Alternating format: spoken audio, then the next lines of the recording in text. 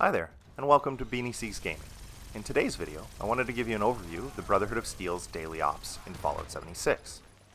With the launch of the Steel Dawn DLC, they've made a few changes to the daily ops, so for those of you who may be returning to the game after a while, I thought it'd be a good idea to review how to get these started and provide some tips and insights on completing them. So let's get started. Daily ops were available before the Brotherhood of Steel returned to Appalachia, and to start them, look for the quest Breaking Radio Silence, which will direct you to Watoga. At this location, you'll find an impaled raider with a note pinned to the pole here. It reads, "Want to prove your worth and honor to the Brotherhood of Steel? Meet me at Watoga Towers. If you're a raider looking for trouble, think twice. This one didn't. Initiate Vernon Dodge, Brotherhood of Steel."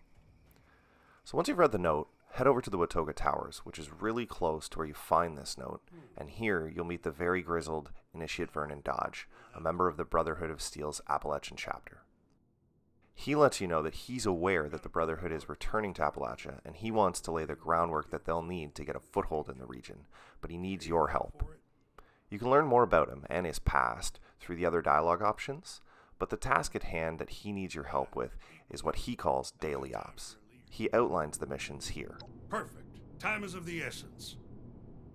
I compiled a list of locations the Brotherhood had previously been tracking as enemy hotspots. Every day I'll highlight a location and a mission that can provide the Brotherhood a strategic advantage. I call these daily ops. Head there using your map and I'll provide instructions. Complete the mission and there'll be compensation. If you're fast and efficient, I'll even up the reward. So pay attention in there and work quickly. Come see me after your first op. I'll throw in an extra something for you. If you have any questions about daily ops, ask.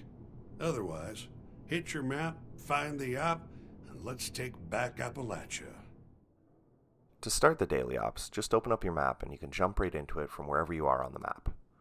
Currently, there are 4 possible locations for the daily ops: the Burrows, the Burning Mine, Vault 94, and the Valley Galleria. The enemies you face will be a group of one of the following, either Blood Eagles, robots, or Super Mutants. To add a little more difficulty to the daily ops, enemies will have 2 of the following 5 mutations currently in the game as of the recording. The mutations are things like the Piercing Gaze. Enemies will have a greatly enhanced perception of players. Volatile, in which enemies will explode on death. So human or humanoid enemies, such as like the Blood Eagles or Super Mutants, will burst apart into pieces, just like they do from the Bloody Mess perk. The next one is Active Camouflage. In this one, enemies are going to be cloaked if they're not attacking you. Next one is Resilient. Now in this one, enemies can only be killed by a melee attack. So once they're down to their last hit point or so, they're going to glow an orangish color, and this represents that only a melee attack can finish them off, so conserve your ammo. And the last one is the Freezing Touch. In this one, enemy attacks will freeze players.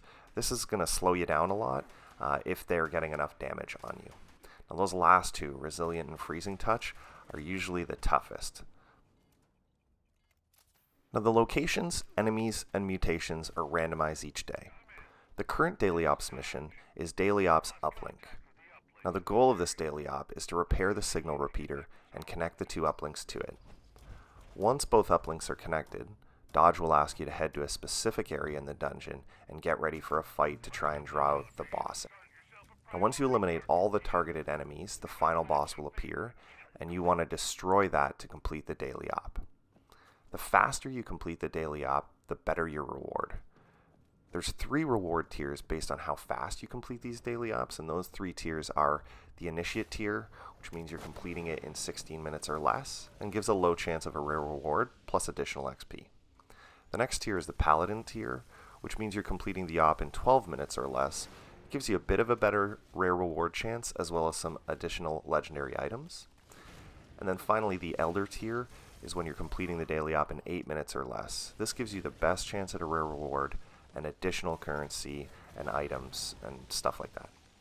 Now it is possible to complete these alone, and I've completed the Daily Ops Elder tier a few times solo, but it is really tough, really depends on the mutations that the enemies have, so I usually would recommend doing this as a team. Now there is a public team specific for Daily Ops, so look out if you can join one of those teams.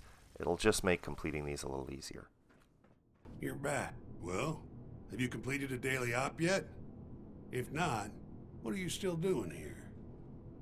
The first time you complete a daily op, return to Dodge, and he'll give you that extra little reward that he mentioned, and you'll have completed the Breaking Radio Silence mission. Enough for you? I'm pulling your leg. You did good. You deserve this. But remember, I call them daily ops for a reason. There'll be another location and mission tomorrow. Keep an eye out.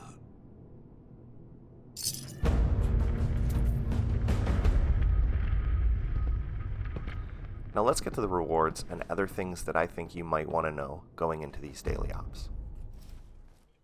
The explosions are just so intense. The first thing to note about daily ops is that enemies are going to drop whatever ammo you're using to kill them while running a daily op.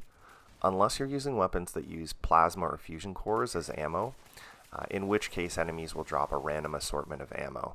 Same if you're a melee build, enemies you kill with your melee weapon will just drop random ammo.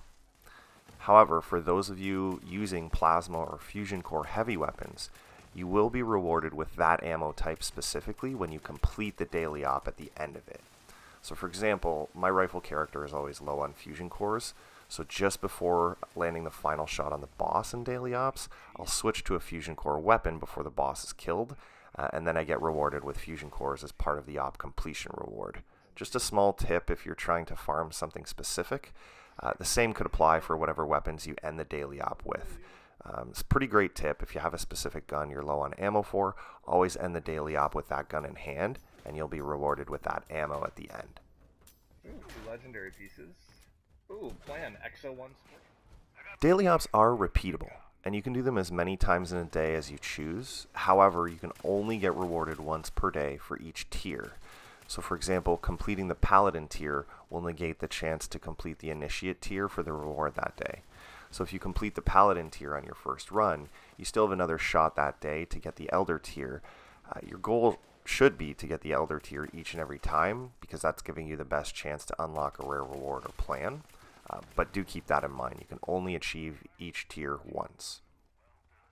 As mentioned earlier, regardless of which tier you complete, there are base rewards of XP, caps, script, or treasury notes, grenades, stim packs, and RATaway.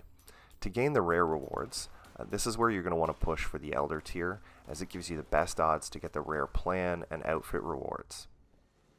Some of the rare rewards include craftable weapons like the Warglaive and the new Brotherhood of Steel Crusader pistol. Now you can also learn the plans to craft a new version of the Gutter, which has the Vampire Legendary effect on it as a base effect, and the legendary assault rifle called Whistle in the Dark. This one has the Nocturnal Legendary effect, as well as an increased VATS hit chance and a +1 to perception. There's also some cosmetic items like the Brotherhood of Steel Spec Ops mask and outfit, and there's also a new XO1 Scorched Power Armor paint. As you can see here, it looks pretty cool. They've also included a few cool camp items as plan rewards for the daily ops, like the new Scavenge solar panel. Now this one produces up to 5 power, and then also the super reactor, which produces up to 100 power. Now this super reactor is huge though, and it only has one spot on the corner to attach a wire to. Now the best camp item in my opinion is the sympto-matic.